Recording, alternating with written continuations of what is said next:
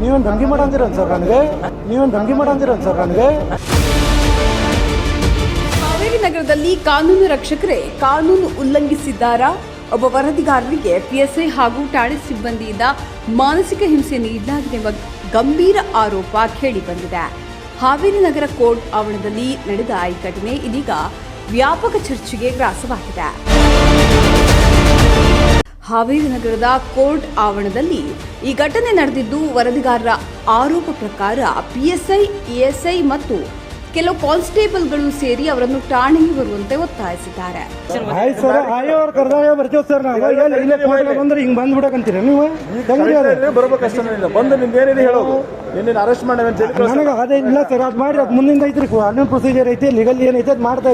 ವರದಿಗಾರರು ಹೇಳುವಂತೆ ಕೋರ್ಟ್ ಏನು ಮಾಡೋದಿಲ್ಲ, ಜಾಮೀನು ರದ್ದು ಮಾಡಲು ಅರ್ಜಿ ಬರೆಯುತ್ತೇನೆ, ಸುಳ್ಳು ಕೇಸ್ ಹಾಕಿ ಒಳಗೆ ಹಾಕ್ತೀವಿ, ವಾರೆಂಟ್ ತೆಗೆದು ಅರೆಸ್ಟ್ ಮಾಡ್ತೀವಿ, ಹಾವೇರಿಯಿಂದ ಹೋಗಲು ಬಿಡುವುದಿಲ್ಲ ಎಂಬ ರೀತಿಯಲ್ಲಿ ಬೆದರಿಕೆ ಹಾಕಲಾಗಿದೆ ಎಂದು ಆರೋಪಿಸಲಾಗಿದೆ.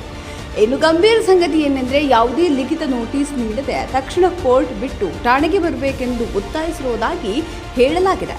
ನಾವು ಕರೆದಾಗ ಬರ್ಬೇಕಂತ ಆಯ್ತು ರೀ, ಬರೋದೇನಲ್ಲ ನೋಟಿಸ್ ಕೊಡ್ರಿ. ಒಂದೇ ನಿಮಗೆ ನೋಟಿಸ್ ಕೊಡಲ್ಲ, ನಾವು ಯಾರಿಗೆ ಕೊಡ್ತೀರಿ ನೋಟಿಸ್? ಯಾರಿಗೆ ಕೊಡ್ತೀರಿ? ಮತ್ತೆ ಯಾರಿಗೆ ಕೊಡ್ತೀವಿ ನಾವು ನೋಟಿಸ್? ನಾವು ಕರೆದಾಗ ಬರ್ಬೇಕಂತ ಆಯ್ತು ರೀ, ಬರೋದೇನಲ್ಲ ನೋಟಿಸ್ ಕೊಡ್ರಿ. ಒಂದೇ ನಿಮಗೆ ನೋಟಿಸ್ ಕೊಡಲ್ಲ, ನಾವು ಯಾರಿಗೆ ಕೊಡ್ತೀರಿ ನೋಟಿಸ್? ಯಾರಿಗೆ ಕೊಡ್ತೀರಿ? ಮತ್ತೆ ಯಾರಿಗೆ ಕೊಡ್ತೀವಿ ನಾವು ನೋಟಿಸ್? ಇದು ಅಧಿಕಾರದ ದುರುಪಯೋಗವೇ, ಕರ್ತವ್ಯ ಲೋಪವೇ ಎಂಬ ಪ್ರಶ್ನೆಗಳು ಈಗ ಉದ್ಭವಿಸುತ್ತಿವೆ. ಕಾನೂನು ಪ್ರಕಾರ ಯಾರನ್ನಾದರೂ ಠಾಣೆಗೆ ಕರೆಯಬೇಕಾದ್ರೆ ಸಮರ್ಪಕ ನೋಟಿಸ್ ನೀಡುವುದು ಕಡ್ಡಾಯ. ಆದರೆ ಇಲ್ಲಿ ಈ ಪ್ರಕ್ರಿಯೆ ಪಾಲನೆಯಾಗಿದೆಯೇ ಎಂಬುದು ಅನುಮಾನಕ್ಕೆ ಗುರಿಯಾಗಿದೆ. ನಾನು ಕೋರ್ಟ್ ಹಾಜರಾತಿಗೆ ಬಂದಿದ್ದ ಸಂದರ್ಭದಲ್ಲಿ ಠಾಣೆಗೆ ಬರಬೇಕೆಂದು ಬಲವಂತ ಮಾಡಲಾಗಿದೆ, ಇಲ್ಲದಿದ್ದರೆ ಸುಳ್ಳು ಪ್ರಕರಣಗಳಲ್ಲಿ ಸಿಲುಕಿಸಿ ಜೈಲಿಗೆ ಹಾಕುವುದಾಗಿ ಬೆದರಿಕೆ ಹಾಕಲಾಗಿದೆ ಎಂದು ವರದಿಗಾರರು ಆರೋಪಿಸಿದ್ದಾರೆ. ಈ ಕುರಿತು ಸಂಬಂಧಪಟ್ಟ ಪೊಲೀಸ್ ಅಧಿಕಾರಿಗಳ ಪ್ರತಿಕ್ರಿಯೆ ಪಡೆಯಲು ನಮ್ಮ ಪ್ರಯತ್ನ ಮುಂದುವರೆದಿದೆ. ಅಧಿಕಾರ ದುರುಪಯೋಗ ನಡೆದಿದೆಯೇ ಅಥವಾ ಇದು ಅಪಾರ್ಥವೇ ಎಂಬುದು ತನಿಖೆಯಿಂದ ಸ್ಪಷ್ಟವಾಗಬೇಕಿದೆ.